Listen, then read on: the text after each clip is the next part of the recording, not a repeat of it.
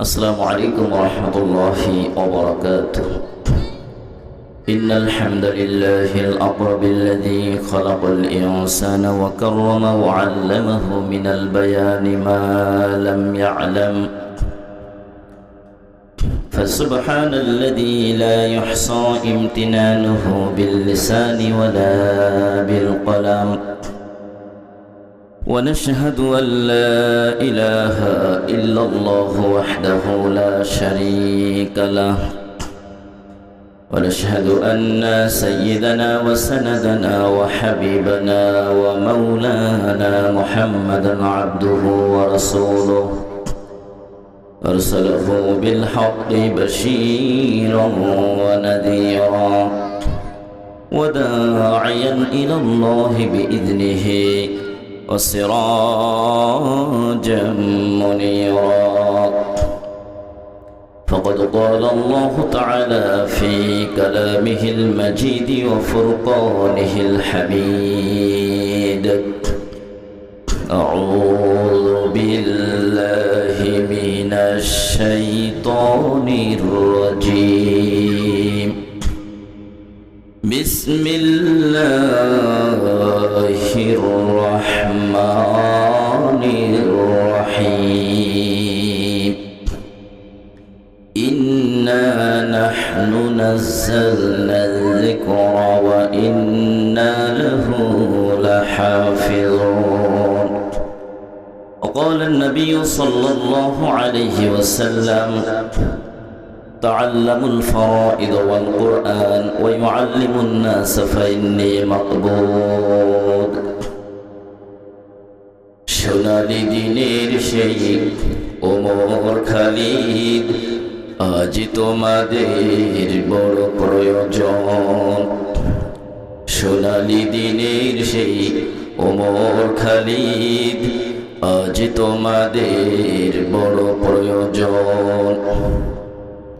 তোমাদের অভাবে ধরণীতে আজ চলছে জালিমের নিপীড়ন, আজ তোমাদের বড় প্রয়োজন।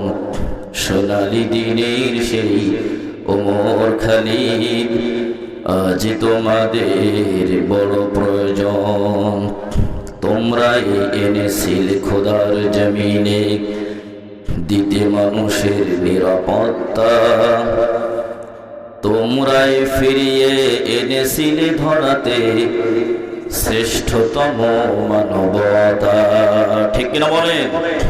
তোমরাই এনেছিলে খোদার জমিনে দিতে মানুষের নিরাপত্তা, তোমরাই ফিরিয়ে এনেছিলে ধরাতে শ্রেষ্ঠতম মানবতা। আজ তোমাদের অভাবে মাজলুম জনতা তিলে তিলে সহে জ্বালাতন, আজ তোমাদের বড় প্রয়োজন। সোনালি দিনের সেই ওমর খালিদ, আজ তোমাদের বড় প্রয়োজন। সকলে বলেন মারহাবা। জবান ছেড়ে পড়ছি আলহামদুলিল্লাহ। জয়ান্তাস স্বতন্ত্র ইবতেদায়ী মাদ্রাসা কর্তৃক আয়োজিত আজকের এই মহাবিশ্বের মহাবিশ্বয় 48তম বার্ষিকী তাফসীরুল কোরআন মাহফিলের মহতারাম মোকাররম সম্মানিত সভাপতি, সম্মানিত অতিথিবৃন্দ, অত্র প্রতিষ্ঠানের সম্মানিত প্রধান শিক্ষক বন্ধুবর হাফেজ মাওলানা শাহ আলম যশোরী, প্রতিষ্ঠানের শিক্ষক শিক্ষিকা মণ্ডলী, অভিভাবক বৃন্দ, ছাত্রছাত্রী বৃন্দ, সামনে এই প্রচণ্ড কনকনে শীতের মধ্যে আল্লাহর কোরআনের আকর্ষণে আকর্ষিত হয়ে যারা ঘর থেকে বেরিয়ে এসেছেন আল্লাহর কোরআন শোনার জন্য, আল্লাহ পাকের ভালোবাসায় সিক্ত হয়ে, নাকি দুনিয়ায় কাউকে দেখানোর জন্য এসেছেন? আল্লাহ পাকের ভালোবাসায় সিক্ত হয়ে, কোরআনের আকর্ষণে আকর্ষিত হয়ে আমরা এখানে আসতে পেরেছি, বসতে পেরেছি। সকলে জবান ছেড়ে বসে খুশি না বেজার? আপনার খুশি না বেজার? যদি খুশি হয়, হৃদয়ের আবেগ অনুভূতি সবটুকুন উজাড় করে দিয়ে কালিমাতুশ শুকর আদায় করছি। সকলে জবান ছেড়ে পড়ছি আলহামদুলিল্লাহ। অসংখ্য দুরূদ আর সালাম বর্ষিত হোক নবী কুলের শিরোমণি এই পৃথিবীর প্রধান অতিথি সাইয়্যিদুনা নবিয়্যুনা মুহাম্মাদুর রাসূলুল্লাহ সকলে পড়ি সাল্লাল্লাহু আলাইহি ওয়াসাল্লামের প্রতি স্মরণ করছে সোনার সাহাবা আজমাইনদের এবং কালে কালে যুগে যুগে আল্লাহর জমিনে আল্লাহর দ্বীন প্রতিষ্ঠার জন্য যারা নিজেদের সর্বোচ্চ সম্পদ তথা জীবনকে কোরবানি করে মহাসত্যের চিরস্থায়ী সাক্ষী দিয়ে দুনিয়ার মাঝ থেকে যারা বিদায় নিয়ে চলে গেছেন, রব্বে কারিমের দরবারে দোয়া করে আল্লাহ পাক যেন সেই সকল মর্দে মুজাহিদদের শাহাদাতের সর্বোচ্চ মর্যাদা দান করেন। একটু সকলে জোরে বলা যাবে কি আমিন। সম্মানিত ভাই বন্ধুগণ, সময় খুব কম, কথা হবে কম, ব্যাখ্যা বিশ্লেষণ হবে অতি ব্যাপক। যারা জ্ঞানী, যারা আকলবান, যারা বিবেকবান, ভেঙ্গে চুরে বলতে হয় না আল আকিলু ইয়াকফিহিল ইশারা, জ্ঞানীদের জন্যই ইশারা ইঙ্গিতে কথাই যথেষ্ট। এই জন্য আল্লাহর কোরআনের সংস্পর্শে এসেছি আমরা। রব্বুল আলামিনের এই কোরআন আমাদের ভাগ্যকে সমুন্নত করার জন্যই পৃথিবীতে আল্লাহ পাক নাজিল করেছেন। সম্মানিত ভাই বন্ধুগণ, আমার সামনে যে কিতাব দেখছেন, এই পৃথিবীতে এমন কোনো কিতাব, কোনো গ্রন্থ নাই যে ওই গ্রন্থের ব্যাপারে একেবারে খাঁটি নির্ভেজাল বিশুদ্ধ কিতাব, কোনো ভুল ত্রুটিহীন একটি কিতাব, এমন ঘোষণা পৃথিবীর কোনো সাহিত্যিক, কোনো দার্শনিক দিতে পারে নাই। কিন্তু আল্লাহ পাক কোরআনুল কারীমের বর্ণনা করতে গিয়া সূচনায় বলেছেন এটা এমন এক কিতাব যার মধ্যে কোনো ভুল নাই, ভুলের কোনো সম্ভাবনাও নাই। আর যারা ফরহেজগার মুত্তাকি হেদায়েতের মহতাজ, এই কোরআনুল কারীম তাদের হেদায়েতের পথ দেখিয়ে দেবে। জোরে বলেন সুবহানাল্লাহ, আর জোরে বলেন সুবহানাল্লাহ। আমার ভাই বন্ধুগণ, 15 নম্বর সূরা সূরাতুল হিজরের 9 নম্বর আয়াতে কারিমা আপনাদের সামনে তেলাওয়াত করেছি বক্তৃতার শিরোনাম হিসেবে। রব্বুল আলামিন বলেন, ইন্না নাহনু নাযালনা যিকরা ওয়া ইন্না লাহু লাহাফিজুন। সকলে বলেন আল্লাহু আকবার। আল্লাহ পাক বলেন এটা এমন এক কিতাব, যেই কিতাব, যেই গ্রন্থ, যে বই আমি আল্লাহ পাক অবতীর্ণ করেছি, আর এর হেফাজত, এর সংরক্ষণের সবটুকু দায়িত্ব কারো হাতে ছেড়ে দেয় নাই, আমি আল্লাহ পাক নিজ হাতেই গ্রহণ করেছি। জোরে বলেন সুবহানাল্লাহ।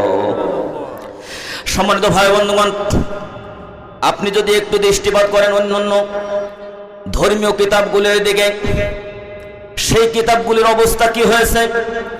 সমসাময়িক ওই কিতাবের অনুসারী যারা ওই কিতাবকে যোজন বিয়োজন করে প্লাস মাইনাস করে করে ইচ্ছামতো ঢুকিয়েছে, ইচ্ছামতো বের করেছে। কম্বলের যেমন সুতা বের করলে কম্বলের অবশিষ্ট কিছু থাকে কি?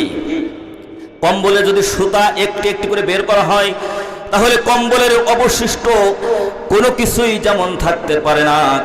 বিগত সময়ে আল্লাহ রাব্বুল আলামিন বিভিন্ন নবীর উপরে যে কিতাবগুলো অবতীর্ণ করেছেন, সেই কিতাবগুলোকে এমনভাবে বেছে বেছে ওরা বের করেছে যে ওই কিতাবের প্রাণ সব কিছু ওই কিতাব থেকে হারিয়ে গিয়েছে। কিন্তু কোরআনুল কারীমকে আল্লাহ রাব্বুল আলামিন নাজিল করেই ঘোষণা করলেন যে এটা এমন এক কিতাব যার মধ্যে কোনো সন্দেহ নেই, এটার প্লাস মাইনাস যা কিছু দরকার আমি আল্লাহ পাক সব করে দিয়েছি। নবী করিম সাল্লাল্লাহু আলাইহি সাল্লাম যেই বছর তিনি বিদায় গ্রহণ করলেন, নবীজির ওফাত হলো, মক্কায় নবী করিম সাল্লাল্লাহু আলাইহি সাল্লাম নবুয়তের পরবর্তী সময় 13 বছর সময় তিনি পেয়েছেন। বলেন তো কত বছর সময়? কথা বোঝেন না? কত বছর? 13 বছর সময়। আর নবী করিম সাল্লাল্লাহু আলাইহি সাল্লামকে মাতৃভূমিতে জাতির লোকেরা থাকতে দেয়নি। জাতির লোকেরা নবী করিম সাল্লাল্লাহু আলাইহি সাল্লামকে বাধ্য করেছে এই জমিন থেকে, ওই এলাকা থেকে, মাতৃভূমি থেকে বিদায় করতে। সম্মানিত ভাই বন্ধুগণ, সচক্ষে কয় মাস আগে দেখে আসলাম আল্লাহর নবী মক্কা থেকে তিনি মদিনায় গিয়েছেন। এক নয়, দুই নয়, 450 কিলোমিটার। আমরা তো গিয়েছিলাম এয়ার কন্ডিশন যুক্ত গাড়িতে। আর আল্লাহর নবী পাহাড়কে, মরুভূমিকে তিনি উপেক্ষা করে প্রচন্ড রোদ, যেখানে এয়ার কন্ডিশন ছাড়া এক মুহূর্ত স্বাভাবিক থাকা যায় না। আমার ভাই বন্ধুগণ, সেখানে গাড়িতে এয়ার কন্ডিশন, মসজিদে এয়ার কন্ডিশন, এমনকি আপনি চায়ের স্টলে যাবেন, এমনকি আপনি আখের গলিতে যাবেন, একটু আখের রস খেতে যাবেন, সেখানেও এয়ার কন্ডিশন ফিট করা, শুধুমাত্র রাস্তায় এয়ার কন্ডিশন হিভাবে চলতে হয়েছে। এমন দুর্গম, এমন পাহাড়কে অতিক্রম করে আল্লাহর হাবিবকে মায়ের ভূমি অতিক্রম করতে হয়েছে। মদিনায় যাওয়ার আগে আল্লাহর নবী গিয়েছিলেন তায়েফে। তায়েফের রাস্তা দিয়ে যখন গিয়েছি অত্যন্ত ব্যথিত হয়েছি। গাড়িতে যাচ্ছি, এত কষ্ট এবং ভয় আমাদের মধ্যে কাজ করছিল, কিন্তু আল্লাহর নবী এই ইসলামের জন্য, এই দ্বীনের জন্য আমাদের অবহেলার কারণে ইসলাম যেভাবে অবহেলিত হচ্ছে, আল্লাহর কোরআন পরিত্যক্ত কিতাবে পরিণত হয়ে যাচ্ছে। আল্লাহর নবীর রেখে যাওয়া ইসলাম আজ পরিত্যক্ত দ্বীন জীবন ব্যবস্থায় পরিণত হয়েছে। ঠিক বলেন? আজকে আমাদের অবহেলার কারণে আজ বলদের মতো সারাদিন এই মুসলমান সারাদিন বলদের মতো খাটাখাটি করে, সন্ধ্যার পর থেকে রাত 12টার পর্যন্ত বিড়িচা খেতে খেতে মাজাটা কোজা করে ফেলে দেয়। মনে হয় এদের আর কোনো কাজ নাই। আল্লাহ বলেছে দুনিয়ায় যাবা শুধু পান বিড়ি খেয়ে সময় শেষ করবা, হাত্তা তানাল ইয়াকিন, সময় যখন শেষ হয়ে যাবে এই অবস্থায় বিদায় নিয়ে চলে আসবা, তোমার ফলাফল শূন্য, ঘোড়ার ডিম ছাড়া আর কিছুই থাকবে না। নাউজুবিল্লাহ। আমার ভাই বন্ধুগণ, আল্লাহর নবীর উপরে কিতাব নাজিল হয়েছে, নবীজিকে অনেক কষ্ট করে এটা অর্জন করতে হয়েছে। সমসাময়িক সকল বিষয়ের সুস্পষ্ট সমাধান আল্লাহ রাব্বুল আলামিন কোরআন দ্বারা দিয়েছেন। সুবহানাল্লাহ। কোন সূরাতুল ফুরকানের 33 নম্বর আয়াত আল্লাহ রাব্বুল আলামিন বলেন, ওয়ালা ইয়াতুনাকা বিমাসালিন ইল্লা জিনাকা বিল হাক্কি ওয়া আহসানা তাফসীরা। জোরে বলেন আল্লাহু আকবার। আজকের এই মাহফিল কিসের মাহফিল? আজকের এই মাহফিল তাফসীর মাহফিল, আল্লাহর কোরআনের মাহফিল। ব্যাখ্যা বিশ্লেষণ তো আমরা করতে পারি না, ব্যাখ্যা বিশ্লেষণ বলেন তো কে করেন?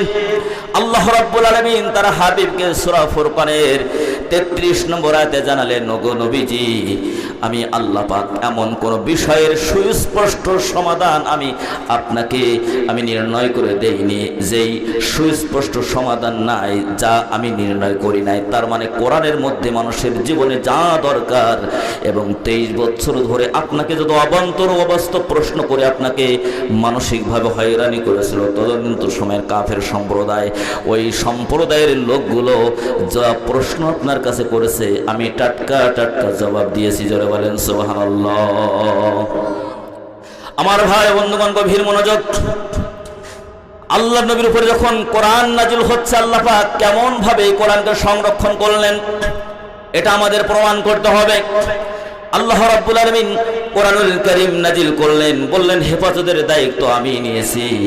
আল্লাহর নবীর উপরে সমসাময়িক সকল জিজ্ঞাসার জবাব হিসাবে আল্লাহ রাব্বুল আলামিন কখনো একটি শব্দ, কখনো একটি বাক্য, কখনো পূর্ণাঙ্গ একটি সূরা, পূর্ণাঙ্গ একটি আয়াত আল্লাহ পাক অবতীর্ণ করেছেন। সময় নিয়েছেন 1 নয় 2 নয় 23 বছর যাবত। বলেন তো কত বছর? 23 বছর। আল্লাহ পাক চাইলে একসাথে করতে পারতেন, কিন্তু ওই সমাজের মানুষের এত অসভ্য, এত বর্বর ছিল, ওরা বলতে বাসি কথা আমাদের শোনায় লাভ নাই, আমরা নগদটা চাই। এজন্য আল্লাহ রাব্বুল আলামিন তিনি একসাথে লাউহে মাহফুজ থেকে চতুর্থ আসমানে আল্লাহ পাক নাজিল করেছেন। সেখান থেকে আল্লাহ রাব্বুল আলামিন সময়ের চাহিদা অনুযায়ী কাফেরদের প্রশ্নের জবাব হিসাবে আল্লাহ রাব্বুল আলামিন যখন যতটুকু প্রয়োজন হয়েছে ততটুকু আল্লাহ পাক টাটকা একেবারে গরম নাজিল করেছেন, যাতে করে ওই কাফেরদের সকল প্রশ্নের জবাব এমন ভাবে দিয়েছেন তারা বলছে আসলে কিভাবে এটা সম্ভব হলো। সম্মানিত ভাই বন্ধুগণ, আল্লাহর নবীর উপরে যখন এই কিতাবের আয়াত নাজিল হতে লাগলো, আল্লাহর নবী এটাকে মুখস্থ করার জন্য, নিজের আয়ত্তে নেওয়ার জন্য নবীজি খুব পেরেশানি হয়ে গেলেন, ব্যতিব্যস্ত হয়ে গেলেন। আল্লাহর নবী মুখস্থ করার জন্য তার জবানকে তিনি নড়াচড়া শুরু করলেন। আল্লাহ রাব্বুল আলামিন নবীজির এই কষ্ট, এই পরিশ্রমটুকু এতটুকু বরদাস্ত করেন না। আল্লাহ পাক সাথে সাথে আয়াত নাযিল করেছেন সূরা কিয়ামের মধ্যে। আল্লাহ পাক বলেন, লা তুহাররিক বিহি লিসানাকা লিতা'জাল বিহি ইন্না আলাইনা জামআহু ওয়া কুরআনা ফাইযা ক্বরানাহু ফাত্তাবি' কুরআনা। জোরে বলেন আল্লাহু আকবার। আল্লাহ পাক বলেন, ও নবী, আপনি কোরআনকে আয়ত্ত করার জন্য, মুখস্থ করার জন্য জিবরিল আমিন আপনাকে শোনানোর পরে সে যখন চলে যাবে, এই ভুলে যাবেন কিনা এই আতঙ্কে আপনাকে অতি পেরেশানি দেখাচ্ছে। নবী, আপনাকে পেরেশানি হতে হবে না। আপনাকে কি হতে হবে না? মুখস্থ করার জন্য, আয়ত্ত করার জন্য, আপনার স্মৃতিতে ধরে রাখার জন্য আপনাকে পেরেশানি হতে হবে না, বিচলিত হতে হবে না। জিবরিল আমিন যখন আপনার সামনে আমি আল্লাহর কিতাবের যতটুকু অংশ বলবে আপনি শুনবেন, একবার জিবরিল আমিনের সাথে আপনি শুনে শুনে মনে রাখার জন্য চেষ্টা করবেন, দুইবার পড়া লাগবে না। আপনার স্মৃতিতে জমা করে দেওয়ার মালিক তো আমি রব্বুল আলামিন নিজ হাতে গ্রহণ করেছি। যারা বলেন সুবহানাল্লাহ। আমার ভাই বন্ধুগণ, এই পৃথিবীতে বর্তমান বিশ্বে এমন কোন কিতাব নাই যেই কিতাব এসেছে আর মানুষ ওই জাতির লোকেরা, ধর্মের লোকেরা মুখস্থ করতে পেরেছে। কিন্তু আল্লাহ রাব্বুল আলামিন কেমন ভাবে সংরক্ষণ করলেন। আমার হাতে যে কাগজের কিতাব দেখছেন, এই কাগজের কিতাব যদি সব ধ্বংস হয়ে যায়, ইহুদি, খ্রিস্টান, নাসারা, তাগুত, মুরতাদ এবং শয়তান ফেরাউন, নমরুদ এবং তাদের প্রেতাত্মা যারা যুগে যুগে তারা নবীদের সাথে যেমনি দুশ্মনী করেছে, নবীর সাহাবীদের সাথে দুশ্মনী করেছে, আল্লাহর নবী মারা যাওয়ার পরেও আল্লাহর নবীর লাশের সাথে ওরা দুশ্মনী করেছে, ঠিক কিনা বলেন? আমার ভাই বন্ধুগণ, ওরা এমন ভাবে আল্লাহর নবীকে, তারা এই কিতাব থেকে আল্লাহর নবী এবং আল্লাহর নবীর সাহাবীরা যাদের এই দিকে মনোনিবেশ না করে তারা অন্য দিকে মনোনিবেশ করেন, তারা যাতে ব্যতিব্যস্ত হয়ে যান, সব সময় নবীজিকে এমন ভাবে সাহাবা আজমাইনদেরকে ওরা ব্যতিব্যস্ত রাখতো, ওরা বিব্রত করত। আমার ভাই বন্ধুগণ, এখন এই ষড়যন্ত্র এখনো বন্ধ হয় নাই। ইসলামের বিরোধী, কোরআন বিরোধী, হাদিস বিরোধী, আল্লাহ এবং তার রাসূল দ্রোহী যারা এই পৃথিবী যতদিন থাকবে তারা ষড়যন্ত্র করবে কিভাবে নবীজিকে অপমানিত করা যায়।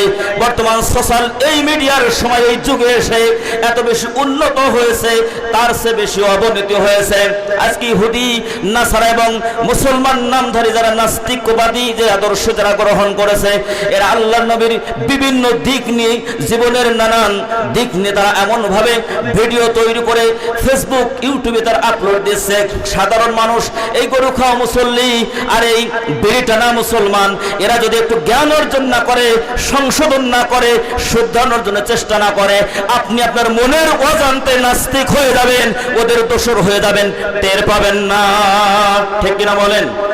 কারণ আপনি সত্য কোনটা, মিথ্যা কোনটা, হক কোনটা, বাতিল কোনটা, ভালো মন্দ, এগুলো তো আপনার জাস্টিফাই করার, বিবেচনার মতো সেই জ্ঞান আপনার নাই। কারণ আপনি জ্ঞানের কাছে নাই, ধারে কাছেও নেই। অথচ আল্লাহ রাব্বুল আলামিন সূরা আম্বিয়ার মধ্যে 7 নম্বর আয়াতে বললেন, ফাসআলু আহলা যিকরি ইন কুনতুম লা তা'লামুন। আল্লাহ পাক বলেন, তোমরা যে বিষয়টি জানো না, যারা জানে তাদের কাছ থেকে জেনে নাও। বলেন তো এই আদেশ, এই ডিরেকশন মোল্লার না আল্লাহর? জোরে বলেন কার? আপনারা কি ঘেমে একেবারে শীতে ফ্রিজ হয়ে গেছেন? কষ্ট আমার হচ্ছে না, আপনারা সামনে যারা বসে আছেন তাদের বেশি কষ্ট হচ্ছে, বোঝা যাচ্ছে। একটু জবান ছেড়া যাবে না? বলেন তো এই ঘোষণা কি মোল্লার না আল্লাহর? আল্লাহ রাব্বুল আলামিন ঘোষণা দিয়েছেন। সম্মানিত ভাই ও বন্ধুগণ, এজন্য আল্লাহর নবী হাদিস নববীর মধ্যে বললেন, তাআল্লামুল ফারাইদা ওয়াল কুরআন ওয়া ইউআল্লিমুন নাস ফাইন্নী মাকবুল। আল্লাহর নবী বলেছেন, তোমরা কোরআনুল কারীমের ইলম তোমরা শিক্ষা গ্রহণ করো, এটা ফরজে কিফায়া না, এটা সুন্নাত না, এটা নফল না, এটা হচ্ছে ফরজে আইন। তোমার জীবন পরিচালনার জন্য, তোমার রান্নাঘর থেকে শুরু করে বঙ্গভবন পর্যন্ত, জন্ম থেকে মৃত্যু পর্যন্ত, শুরু থেকে শেষ পর্যন্ত তোমার জীবনে যা কিছু দরকার আমি আল্লাহ রাব্বুল আলামিন কোরআনুল কারীমের মধ্যে আমি কোড করেছি, ঢুকিয়ে দিয়েছি। কাজেই এই কোরআনুল কারীমের পাশে আসার দরকার আছে না নাই? আমার ভাই বন্ধুগণ, আল্লাহ রাব্বুল আলামিন সূরা নাহলের মধ্যে বললেন, وَنَزَّلْنَا عَلَيْكَ الْكِتَابَ تِبْيَانًا لِكُلِّ شَيْءٍ وَهُدًى وَرَحْمَةً وَبُشْرَى لِلْمُسْلِمِينَ। যারা বলেন আল্লাহু আকবার। আল্লাহ পাক বলেন, সকল বিষয় সম্বলিত একটি কিতাব হে নবী আমি আপনার উপর অবতীর্ণ করেছি।